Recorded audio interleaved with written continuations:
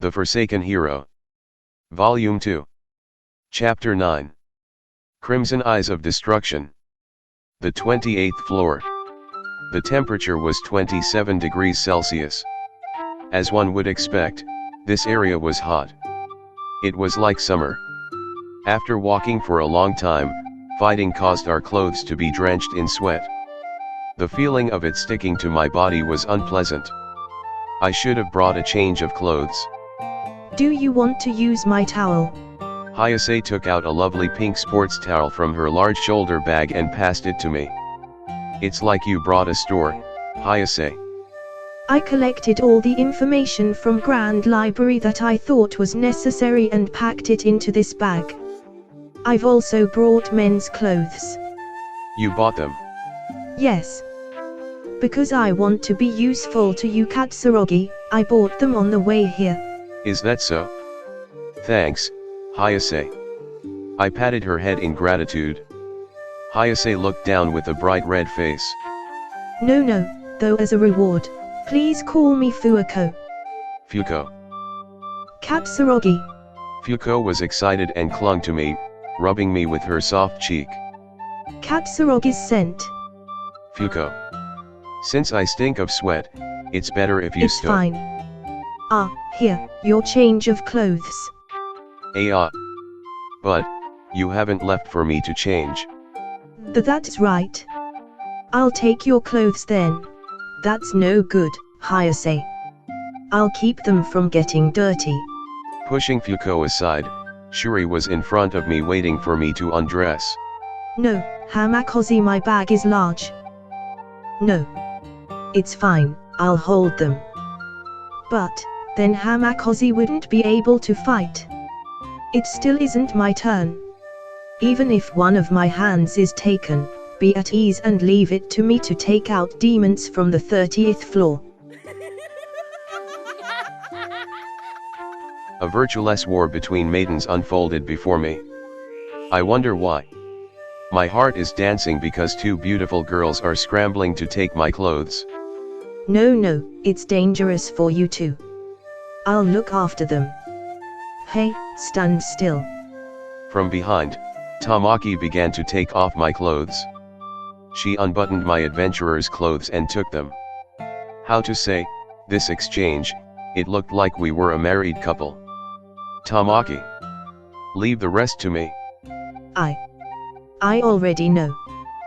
Though please, try to finish before I am killed. Tamaki had cold sweat on her brow. It was caused by the two girls' gazes piercing her back. Alright, then, I'm counting on you. I followed up feeling sorry for Tamaki, and quickly took the clothes from her. This is good. Let's advance quickly. We're close to the 30th floor. Tamaki was talking fast while walking briskly away from something to escape. Shuri and Fuuko were chasing her. My shoulders were grabbed. Sorry Tamaki, it's okay because you're my shield. You'll surely be able to do it. Good luck, Tamaki, if it's you, you can do it. Looking at Lidrid, she was imitating a Buddha chant. Which reminded me of what Shuri did to her a while ago. I wonder what Shuri did to cause this.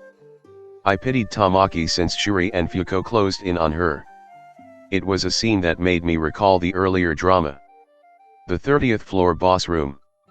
An unexplored room that has not yet been traversed by Samajima.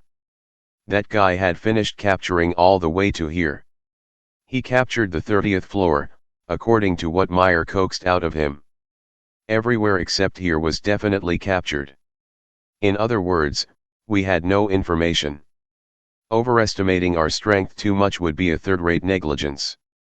I won't let Tamaki use her magic until it naturally recovers all the way, so Fuuko and I had no choice but to have our temperatures regulated by Shuri. I had Lidrid guard the two, and Tamaki and I entered the room ready for battle. Of course, depending on the situation. Shuri and Lidrid would also come in, and Fuuko would use her crimson eyes of destruction. Tamaki, are you ready? Yeah, of course. Tamaki had the throwing knives that she bought before between her fingers on both hands. They seem to be for offense and defense. Alright, let's go.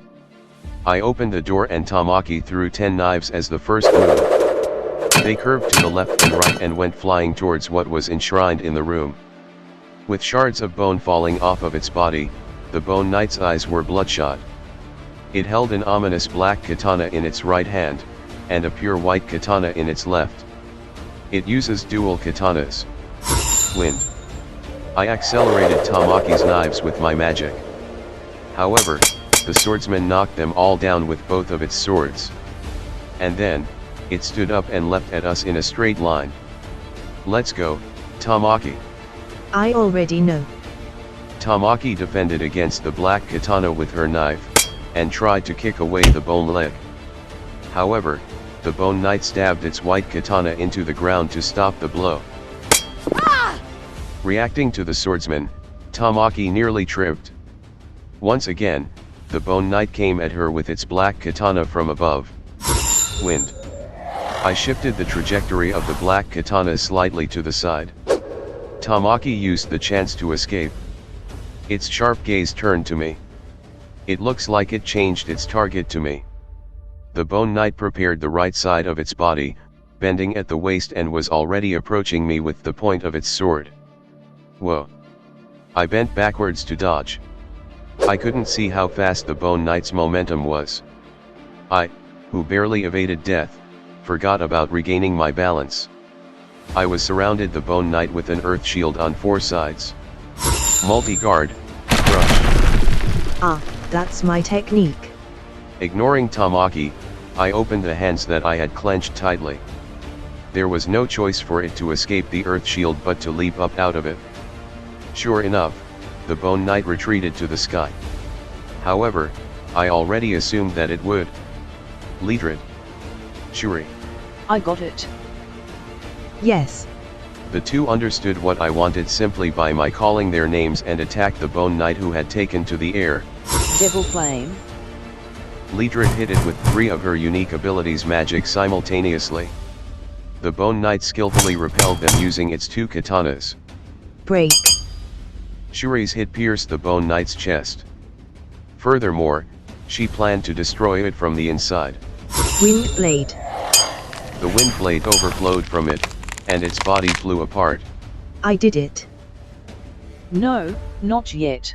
Shuri was delighted while still mid-air, but as Leedred said, the Bone Knight sneered at them with a cackle. Undead. We were aware of the threat posed by the undead tribe's ability to revive so long as there was magic. I'm sure that being brought into a war of attrition would affect the rest of the dungeon capture. Though I wanted to save it for a little longer, there was no other choice. I used it. Everyone, get away from it. And, V2Ch. Yes. When I seal that guy's movement, use Crimson Eyes of Destruction. I understand. I'll show Katsurogi that I am helpful. V2Ch was fired up without hesitation. I consecutively invoke magic to stop its movements. Multi-guard. Earth Chain Binding. In order to keep the Bone Knight from escaping the shield, I also bound its body with earth chains. Though it was tenaciously resisting the bindings. Do it now. Earth Chain Binding. Once again, it moved its arm to cut the bindings with its sword. Vertically and horizontally, the Bone Knight cut at the bindings that were building up. Now. Do it, V2Ch. When I looked at her after giving the signal, there were many layers of magic squares in a straight line in front of her developing. Crimson light. Now, transform into magic bullets and destroy my enemies. The shining red light increased its intensity. Magic was poured into the magic squares, and it started. Crimson eyes of destruction. Crimson-colored rays from her eyes. Though it started small, whenever it passed through a magic square it increased in size and became gigantic, and in the end was large enough to erase the Bone Knight. It swallowed its death throes. When the light disappeared, the Bone Knight hadn't left behind even a single speck of dust. It's as if its existence itself was annihilated. I did it.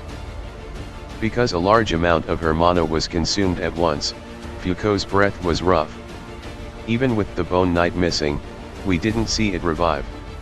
As usual, the wall broke partially to show the way to the next floor. We pushed on.